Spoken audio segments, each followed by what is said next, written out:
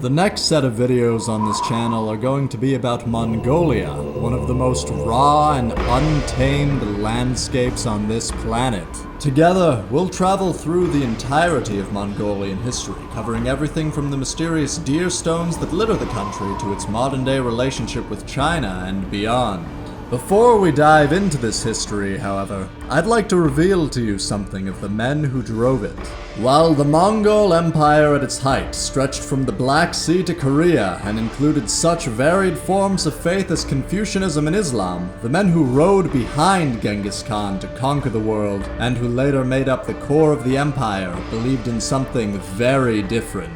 In the eyes of these men, spirits dwelt in the stones and trees and flew invisibly through the air. Each animal had a spirit, equal in strength to that of a man, and all of life was ruled by the endless cycle of the hunt. Life, death, and new life. Long before Christ or Confucius entered these men's lives, there was animism, faith in the power of the wild. Animism is the oldest form of human worship, and communion with the natural world has been practiced to some extent by all ancient civilizations. The Mongol practice is set aside in three ways: their gods, their taboos, and their practitioners. Much like other animistic cultures, the Mongols believed that each animal, plant, and stone contained its own spirit and could be communicated with by one possessing the necessary skills. However, there existed greater spirits than these, powerful enough to shake the heavens and earth and bring destruction to entire clans. Among these spirits, the greatest of them all were Etugin, the mother goddess of the earth, and Tengri, the eternal sky. While Etugin was oft consulted and beseeched with prayers for fertility and health, it was Tengri who was revered before all others. From him came a man's power, the Khan's right to rule, and a promise that one day, the Mongolian people would hold the world in their grasp.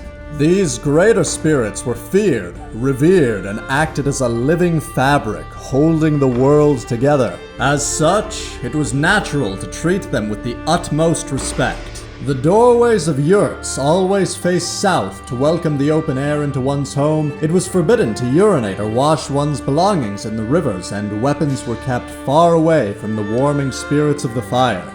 Those who broke these taboos were considered to have gravely violated the natural order and were always punished, often lightly, sometimes with death. To mediate between man and the wild, each clan employed a shaman, a great practitioner of magic and a speaker to spirits. The position was usually hereditary, but shamans could also be chosen from those who had come close to death and had thus touched the world of the spirits.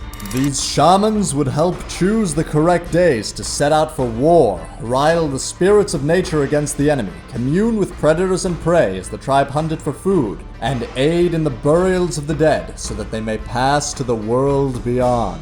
The majority of Mongol stories and beliefs did not concern the greater spirits, however, and rather dealt with the spirits of animals, ascribing to each a unique character which explained its behavior. To round off this video, I will tell you one of these tales, which has been passed through many minds, all the way to the present. This is a tale of how the camel lost his good looks. In a time beyond memory, there was Camel. He was handsome and he was proud. Camel had the largest, most beautiful horns known to any animal, and these alone drew great envy from the other beasts. But Camel was doubly gifted, for he also possessed the longest and most majestic tail of all the animals, and for this he was an object of great envy. Camel was vain, but good at heart, and never hesitated to offer benevolent aid and advice to any who asked.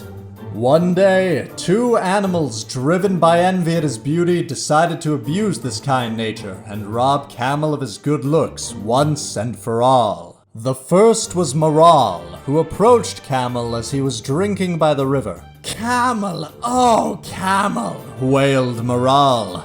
"I have been invited to a great big party tonight, yet I have nothing at all to wear. You are beautiful, yet also kind. will you not lend me your great horns, just for one night, so I may avoid the shame of looking sad and ugly besides all the other beautiful beasts of the steppe? And Camel, kind as he was beautiful, placed his horns on Moral's head and sent him on his way. Soon, Horse approached, neighing, stomping, and snorting, fit to raise the dead. Camel, oh, Camel, neighed Horse. After all my long years, I have met the mare of my dreams, and yet I am too ugly to face her. For she has a long, flowing tail, and I have only this ratty stub. Please, Camel, who is as beautiful as he is kind, will you not lend me your tail, so I may be as beautiful as she? And Camel set his flowing tail on Horse's rump and sent him on his way. Well, Moral ran away to the taiga, and neither he nor his majestic horns were seen in these parts again. But Horse stayed behind, flaunting his new tail wherever he goes. Now, Camel is a bitter, ugly creature, preferring the company of his own kind to others. If a bird perches nearby, he will sigh and say, "Go away, bird. Bother me not." If a ram or goat approaches, he will lock his eyes upon their horns and look so sad that they will soon grow uncomfortable and leave. But if Horse prances near with his long and flashy tail, why, Camel will howl and shriek and bite and spit and won't grow quiet until Horse goes far away. And that's the story of how Camel lost his looks and why camels and horses will never, ever be friends.